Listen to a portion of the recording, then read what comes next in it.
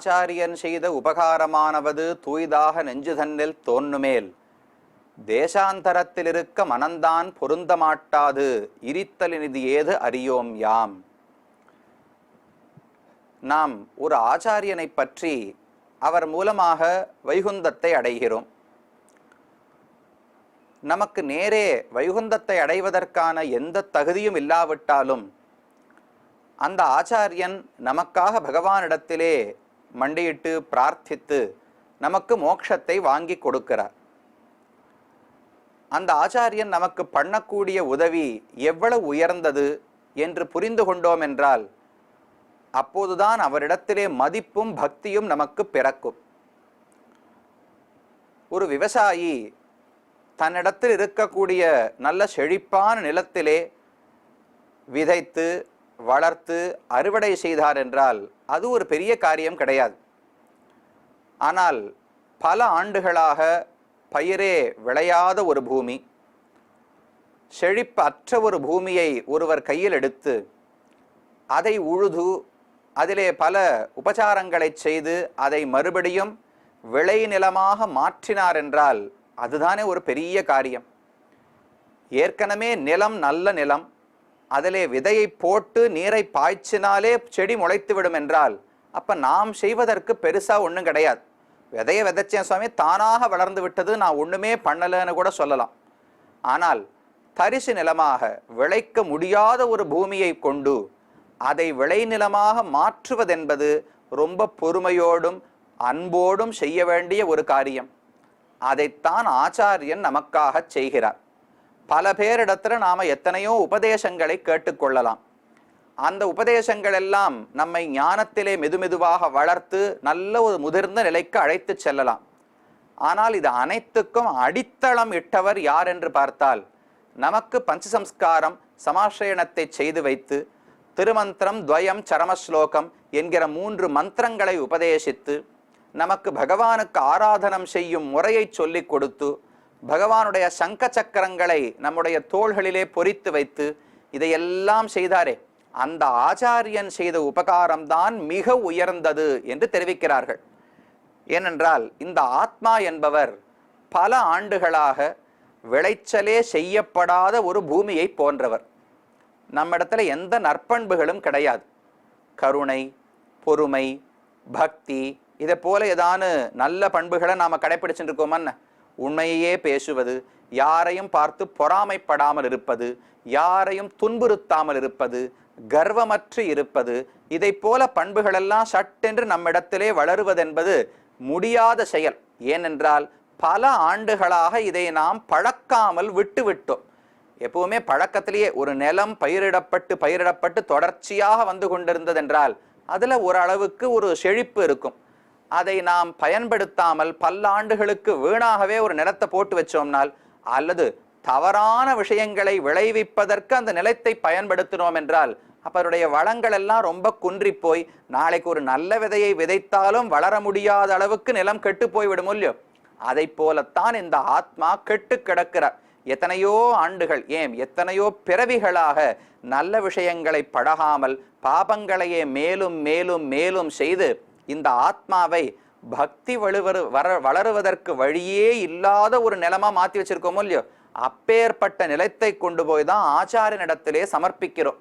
நான் போய் ஆச்சாரியன் திருவடிகளிலே விழுந்து எனக்கு உபதேசம் செய்து நீர் எனக்கு பிரம்மத்தை கொடுக்க வேண்டும், வைகுந்தத்தை பெற்று கொடுக்க வேண்டும்னு பிரார்த்திக்கிறச்சே, நான் ஒன்றும் நல்ல உயர்ந்த ஒரு ஆத்மாவெல்லாம் அவரிடத்துல சமர்ப்பிக்கல.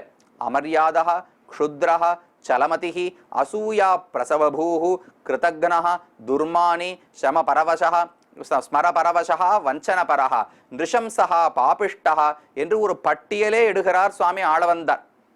நான் அமர்யாதா, எந்த மரியாதை எந்த ஒரு முறைகள் எல்லைகள் எனக்கு தெரியாது, எப்படி வேணுமோ நடந்துப்பேன். க்ஷுத்ரஹா, ரொம்ப தாழ்ந்த எண்ணங்களை உடையவன்.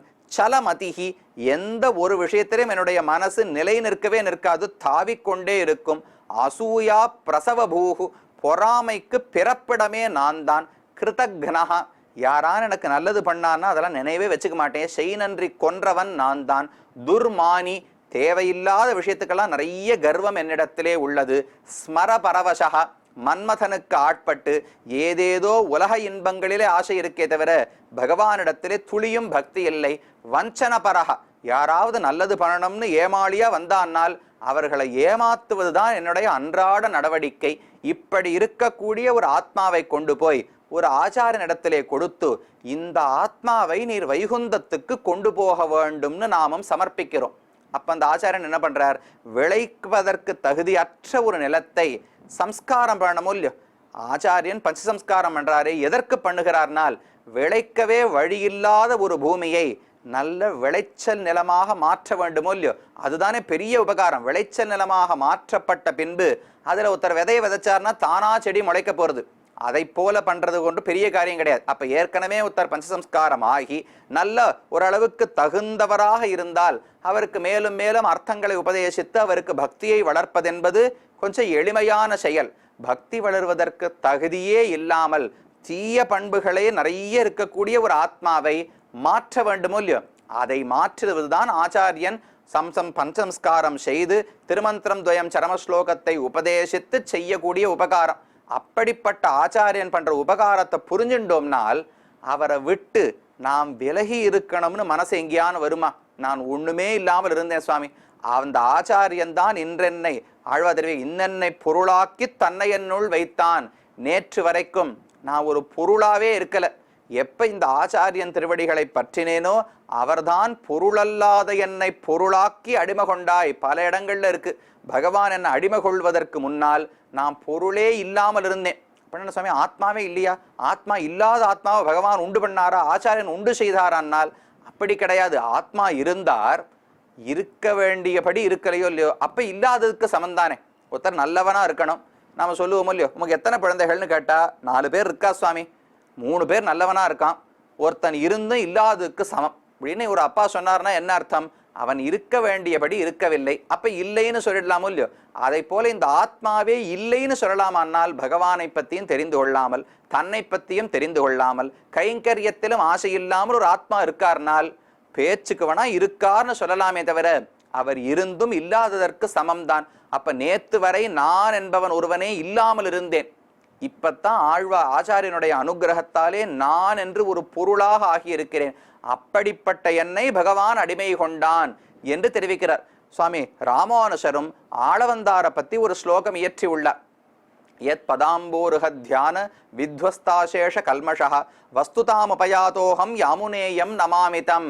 ஆளவந்தாருடைய திருவடிகளை நினைத்து நினைத்து தியானம் செய்த பிறகுதான் வஸ்துதாம் உபயாதா, என்னுடைய பாபங்கள் எல்லாம் நீங்கி நானும் ஒரு பொருளாக ஆகியிருக்கிறேன்.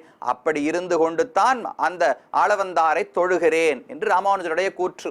அப்ப ஆச்சாரியன் செய்த உபகாரமானவது தூய்தாக நெஞ்சு தன்னில் தோன்றுமேல் அது எவ்வளவு பெரிய உதவி. இன்னைக்கு எனக்கு 10 பேர் கூட உபன்யாசங்களை சொல்லலாம், எத்தனையோ பேர் உபதேசிக்கலாம், ஞானத்தை வளர்த்து விடலாம். இதுக்கெல்லாம் நான் தயாராக ஆகணும்னால் அடிப்படையில் நிலத்தை ஒருத்தர் உழுது தயார் பண்ணியிருக்கணுமோ இல்லையோ. அந்த காரியத்தை பண்ணுபவர் தான் சமாசயனம் பண்ணக்கூடிய ஆச்சாரியன். அப்ப அவர் செய்த உபகாரம் எவ்வளவு தூய்மையானதுன்னு மனதில் பட்டுவிட்டதென்றால் தேசாந்தரத்தில் இருக்க மனந்தான் பொருந்த மாட்டாது. அவரை விட்டு விட்டு வேறு ஒரு இடத்துல இருக்கிறதுக்கே மனசு பொருந்தாதான். எந்த நிலையில பார்த்தோம்? அந்திமோபாய நிஷ்டைன்னு பார்த்தோமோ இல்லையோ. மதுரகவி ஆழ்வாரோ ஆண்டாளோ பல ஆச்சாரியர்களோ கடைப்பிடித்தது பகவானை அடைய வேண்டும், அதற்கு அவனிடத்தில் சரணாகதி செய்ய வேண்டும் என்பது அல்ல.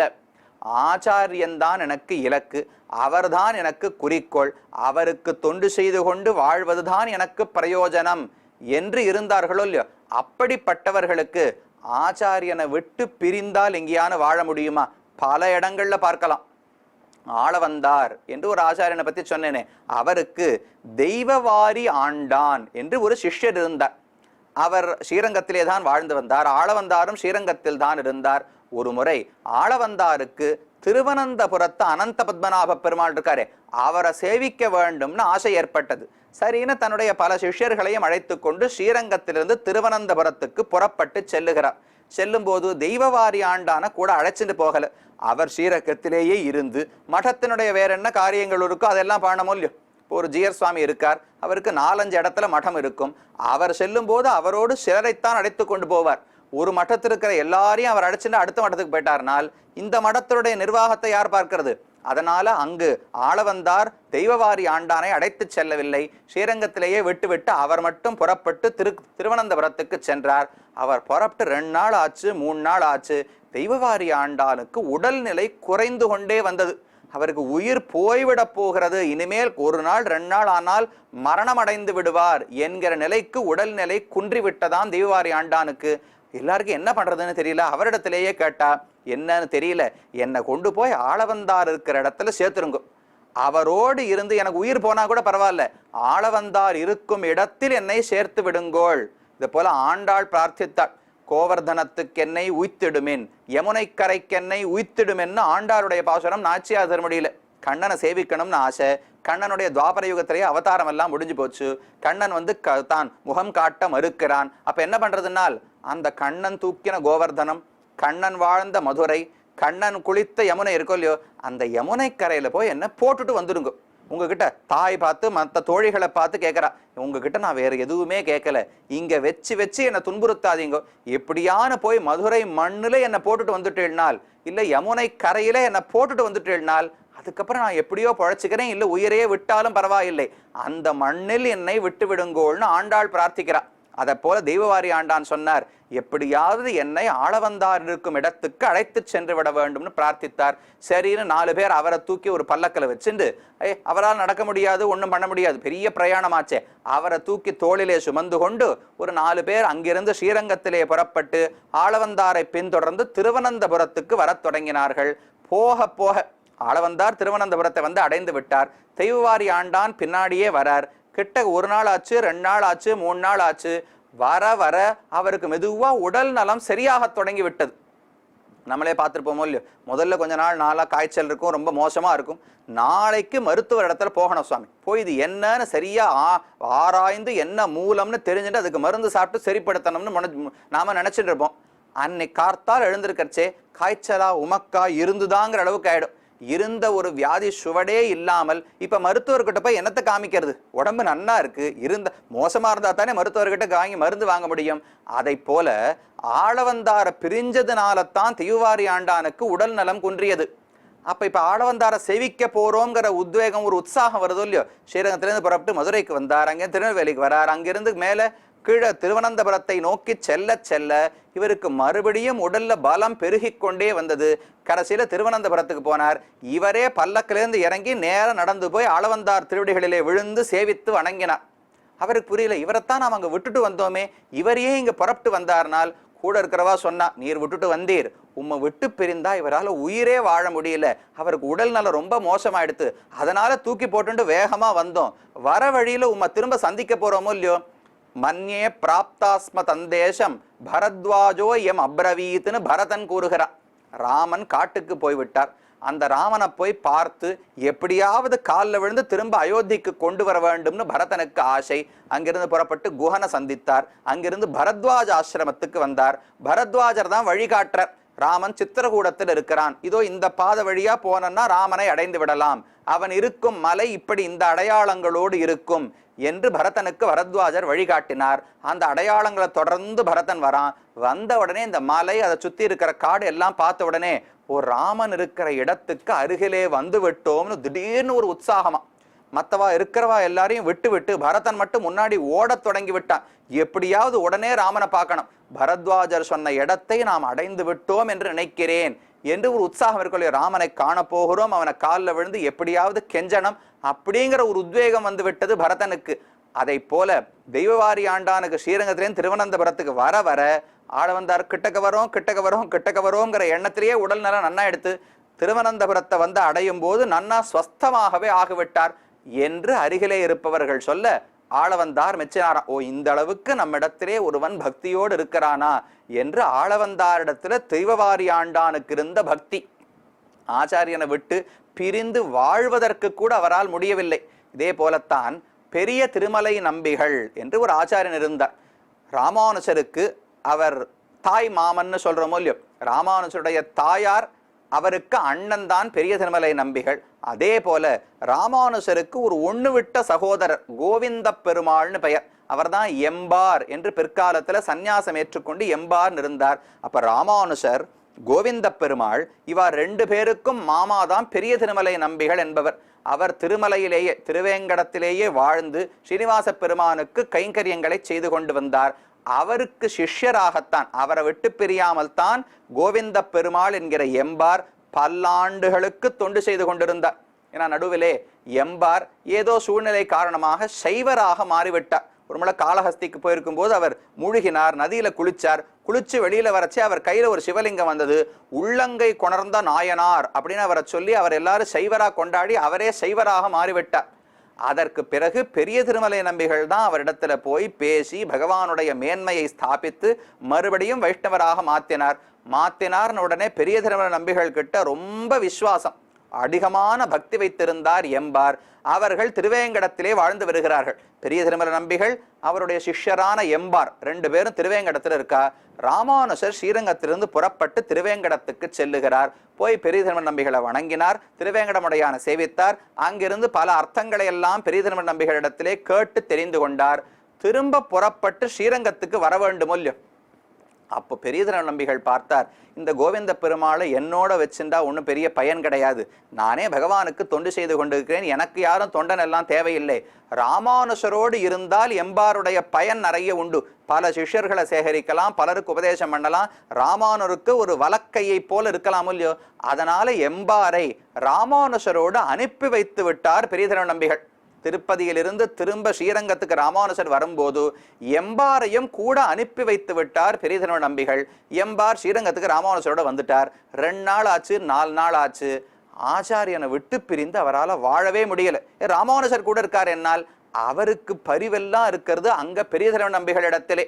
ஆழ்வார் ஒரு பாசுரத்துல சொல்றார், ஆதி அந்தம் அனந்தம் அற்புதமான வானவர் தம்பிரான் பாதமா மலர் சூடும் பத்தியில்லாத பாவிகள் உய்ந்திட தீதில் நன்னெறி காட்டி எங்கும் திரிந்தரங்க நெம்மானுக்கே காதல் செய் தொண்டர்க்கு எப்பிறப்பிலும் காதல் செய்யும் என் நெஞ்சமே. நம்முடைய நெஞ்சம் யார்கிட்ட நிறைய காதலிக்கணும்னு ஆழ்வார் சொல்றார்.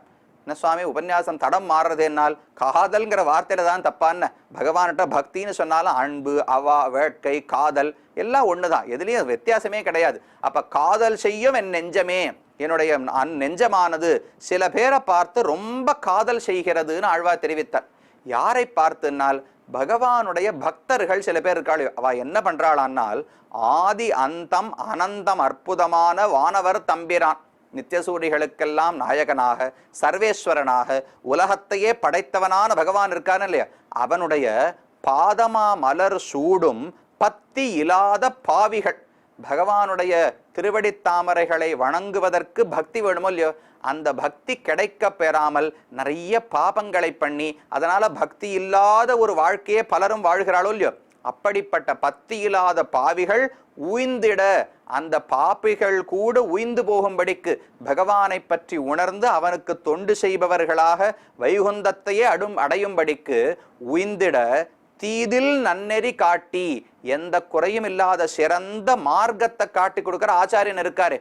அந்த ஆச்சாரியர்கள் திரிந்து எங்கும் திரிந்து ஒரு இடத்துல கிடையாதான். ஒரு மேகம் என்பது எப்படி கடல்ல தண்ணீர் எடுத்துட்டு ஆங்காங்கு போய் பொடிந்து விட்டு வருகிறதோ, அதை போல பகவான் கிட்டேந்து கருணை ஞானம் எல்லாத்தையும் ஆச்சாரியன் எடுத்துக்கொள்ளுகிறார்.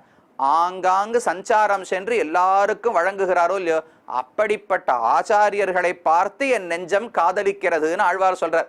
பகவானை பார்த்து அல்ல, பகவானை அடைய முடியாத பாப்பிகளை கூட ஆங்காங்கு சென்று சென்று உபதேசம் செய்து திருத்துகிறார்களே ஆச்சாரியர்கள். அப்படிப்பட்ட ஆச்சாரியருடைய திருவடிகளுக்கு காதல் செய்யும் என் நெஞ்சமே என்று ஆழ்வாருடைய பாசுரம். அப்ப எம்பாரை யார் மாத்தினா? பரமாத்மாவுடைய பெருமை தெரியாமல் எம்பார் இருந்த போது அவருக்கும் நல்வழி காட்டினவர் பெரிய திருமலை நம்பிகள் தானே. அப்ப அவரிடத்துல மாறாத காதல் இவருக்கு இருந்தது. ராமானுஜரோடு வந்த பிறகும் கூட பெரிய திருமலை நம்பிகளை விட்டு பிரிந்து எம்பாரால் இருக்க முடியல. அதனால என்ன பண்ணார், சொல்லாம கொள்ளாம புறப்பட்டு நேர திருப்பதிக்கே ஓடி போய் விட்டார். என்ன நடந்ததுனே தெரியாது. திடீர்னு ஒரு நாள் பெரிய திருமலை நம்பிகள் வீட்டு வாசல்ல கதவை தட்டுறார். அடியேன் கோவிந்த பெருமாள் வந்திருக்கேன், கதவை திறக்கணும், தேவளை சேவிக்க வந்தேன்னு சொன்னாராம். அவர் உள்ள பெரிய திருமலை நம்பிகள் பார்த்துட்டு இருந்தார். அவர் ஒரே ஒரு வார்த்தை தான் சொன்னாராம், விற்ற மாட்டுக்கு புல்லிடுவார் இங்கு இல்லை. இவ்வளவுதான் அவர் சொன்ன வார்த்தை. என்னது அப்படின்னானால், ஒரு மாடை நாம வளர்க்குறோம், அதை ஒருத்தருக்கு வித்துடுறோம்னு வச்சுங்களேன், வித்ததுக்கு அப்புறம் அதுக்கு யார் சோறு போடணும்? அதுக்கு தீவனம் வைக்கணும், அதுக்கு புல்லு போடணும்னா வாங்கினவர் தானே போடணும். வித்தவர் நான் மாட்டை வித்துட்டேன், ஆனா நானே அதுக்கு வேண்டிய செலவெல்லாம் மாசம் மாசம் பண்றேன்னு யாரான்னு சொல்லுவாளோ? அதை போல சொன்னார், எனக்கு வேலை முடிஞ்சு போச்சு, உம்மை ராமானுஜரிடத்துல நான் ஒப்படைத்து விட்டேன், இனி உமக்கு என்ன வேணுமோ ராமானுஜரிடத்துல தான் கேட்கணும், திரும்ப என்னிடத்திலே வர வேண்டாம், விற்ற மாட்டிற்கு புல்லிடுவார் இங்கு இல்லைன்னு பெரிய திருநம்பிகள் சொன்னாராம். அந்த அளவுக்கு இப்ப யார சொல்றது? ஒண்ணு ராமானுஜர்கிட்ட சேர்த்துட்டா அவரைத்தான் நம்பணும்னு பெரிய திருநம்பிகளுக்கு எண்ணம். ராமானுஜரை விட ரொம்ப சின்னவர், ஆனா அவர்தான் ஆச்சாரியன், அவர்தான் ஜெகதாச்சாரியன், அவரோடு எம்பார் இருந்தால்தான் நன்னா பிரகாசிப்பார்னு இவருக்கு எண்ணம். அவருடைய பெருமையை சொல்றதா இல்ல அவரை விட்டு பிரிந்து வாழவே முடியாதுன்னு ஓடி வந்த எம்பாரை சொல்லுவதா? அப்ப தெய்வவாரியாண்டான் ஆளவந்தாரை விட்டு பிரிய முடியாமல் இருந்தார். அதே போல பெரிய திருமணத்தை விட்டு பிரிய முடியாமல் எம்பார் இருந்தார். எல்லாத்த விட மேல பின்பழகராம் பெருமாள் சீயர் பெருந்திவத்தில் அன்பதுமத்து மிக்க ஆசையினால் நம்பிள்ளைக்கான அடிமகள் செய் அந்நிலையை நன்னெஞ்சே ஊனமர எப்பொழுதும் ஓர் என்று மணவாள மாமனிகள் உபதேசத்தினமாலையில தெரிவிக்கிறார். பின்பழகராம் பெருமாள் சீயர் என்று ஒரு சுவாமி இருந்தார். நம்பிள்ளை என்று ஒரு ஆச்சாரியன், நம்பூர் வரதாச்சாரியன்னு பேர். இதோ இப்ப கார்த்திகை மாசம் கார்த்திகை நட்சத்திரம் திருக்கார்த்திகைன்னு கொண்டாடுறோமோ இல்லையோ, அன்றே அவதரித்தவர் தான். திருமங்கையாழ்வாருடைய அவதாரமாக கார்த்திகையில் கார்த்திகை நன்னாளிலே அவதரித்தவர் தான். வேதாந்த வேத்யாமிருத வாரிராசேகே வேதார்த்த சாராமிருத பூரமக்ரியம் ஆதாய வருஷந்தமகம் பிரபத்யே காருண்யபூர்ணம் கலிவைரிதாசம் என்று அவருக்கு தனியன். அந்த நம்பிள்ளைக்கு பின்பழகிய பெருமாள் சீயர் என்று ஒரு சுவாமி சிஷ்யராக வாழ்ந்து வந்தார். அவருக்கு ஒரு முறை ஏதோ உடலிலே பெரிய நோய்வாய்ப்பட்டார், உயிரே போக போற தருணம். ஆனா அந்த சமயத்திலே ஏதோ விசாரித்து மருந்துகளை எல்லாம் வாங்கி சாப்பிட்டு உயிர் போகாதபடிக்கு தன்னை ரட்சித்து கொண்டாராம். அது தெரிஞ்ச உடனே ஊர்ல பெரிய ஸ்ரீரங்கத்துல இதெல்லாம் நடந்தது. ஸ்ரீரங்கத்துல பெரிய ஒரு சர்ச்சை வாதம் ஏற்பட்டது. அது எப்படி இவர் உயிரை ரட்சித்துக் கொள்ளலாம்? என்ன சுவாமி பெரிய தப்பு பண்ணிட்டாரா? மருந்து சாப்பிட்டு உயிரை ரட்சிச்சுட்டார். என்னால் சரணாகதன் மருந்து சாப்பிட்டு இன்னும் வாழ்நாளை நீடித்து கொள்ள வேண்டும்னு எப்படி நினைக்கலாம்? நோய் வந்ததுன்னா உடம்பு முடிஞ்சதுன்னா வைகுந்தத்துக்கு செல்ல போகிறோம், தைரியமா வைகுந்தத்துக்கு செல்லாமல் எதற்காக பின்பழகிய பெருமாள் சீயர் உயிர் தன்னுடைய ஆயுளை நீடித்து கொண்டார்? அப்படி எப்படி உயிரை தரித்து கொள்ளலாம் அப்படின்னு பெரிய சர்ச்சை ஏற்பட்டது. எல்லாரும் நம்பிள்ள இடத்துல வந்தா நம்பிள்ள சொன்னார், நீங்க போய் 4 பேர்கிட்ட கேட்டு பாருங்களே. தானா பதில் சொல்லல. பின்பழகராம் பெருமாளுடைய பெருமை உலகத்துக்கு தெரியணும்னு நம்பிள்ளைக்கு எண்ணம், தானாக பதில் சொல்லவில்லை. உங்களுக்கு என்ன தோன்றதுன்னு கேட்டா, அப்ப ஒருத்தர் சொன்னார், இல்ல நம்பெருமாளை சேவிக்கிறதுல ரொம்ப ஆசையா இருக்கும், அவரை விட்டு போய் வைகுந்தத்துக்கு போனாலும் இங்க இருக்கிற நம்பெருமாளை விட்டுட்டு போனோமோ இல்லையோ, அதுக்கு அவருக்கு மனசில்லையோ என்னமோ அப்படின்னு ஒருத்தர் சொன்னார். இன்னொருத்தர் சொன்ன, இல்ல சுவாமி திருவரங்கம் ஸ்ரீரங்கத்துல வாழறதுங்கிறது எவ்வளவு பெரிய ஒரு பாக்கியம், அதுல ஆசையா இருக்கும்னார். இன்னொருத்தர் சொன்னார், காவேரியில குளிக்கிறதுல ஆசையா இருக்கும்னார். இதை போல எல்லாரும் ஒவ்வொரு கருத்தை சொன்னார்கள். கடைசியில நம்பிள்ள சொன்னார், போய் அவர்கிட்டயே கேளுங்கோ, எதுக்காக உயிரை தக்க வைத்துக் கொண்டார்னு அவர்கிட்ட கேளுங்கோன்னு சொன்னா எல்லாரும் அவர்கிட்ட வந்தார்கள். அவர் சொன்னார், எனக்கு திருவரங்கத்திலையும் ஆசை இல்லை, எனக்கு திருவரங்கநாதனான நம்பெருமாளிடத்திலையும் ஆசை கிடையாது, காவேரியிலையும் ஆசை கிடையாது, இது எதுவுமே எனக்கு முக்கியம் இல்லை. ஆனால் தினமும் என்னுடைய ஆச்சாரியனான நம்பிள்ளை அவர் போய் தான் நீராடுவதற்கு காவேரிக்கு செல்லுவாரோ இல்லையோ, காவேரியில் நீராடி விட்டு அவர் எழுந்து கரையில நடந்து வரணுமோ இல்லையோ, நல்லா வெயில் அடிக்கும் ஒரு பக்கம், நிறைய மணலை தாண்டி, அது இப்பெல்லாம் 1 கிலோமீட்டர் 1.5 கிலோமீட்டர் நடந்து போகணும். அன்னைக்கு ஆறு நன்னா ஓடி இருக்கும். ஆனா திருவரங்கத்திலிருந்து காவேரிக்கு போய் தீர்த்தமாடி விட்டுத்தானே திரும்ப வர வேண்டும்.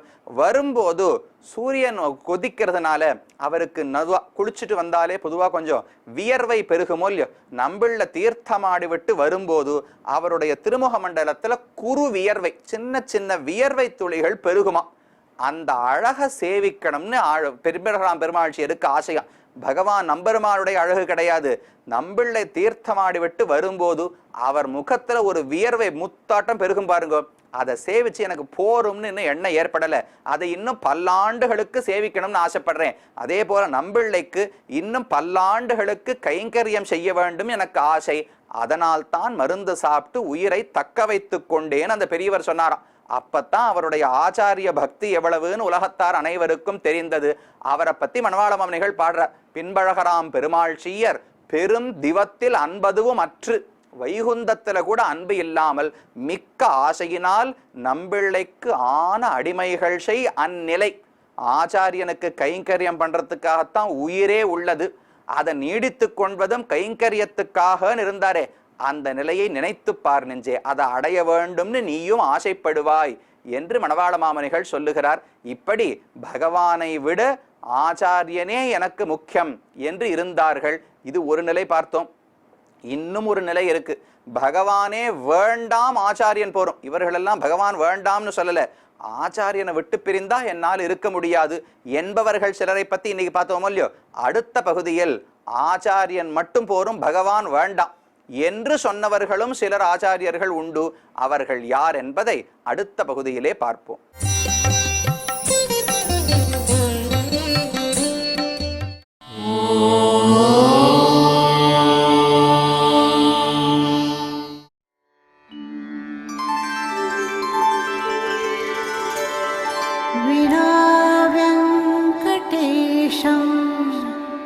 ननाथो ननाथः सदा वेङ्कटेशं स्मरामि स्मरामि।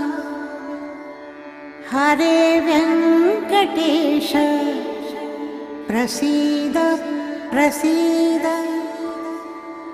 प्रियं वेङ्कटेश प्रयच्छ प्रयच्छ।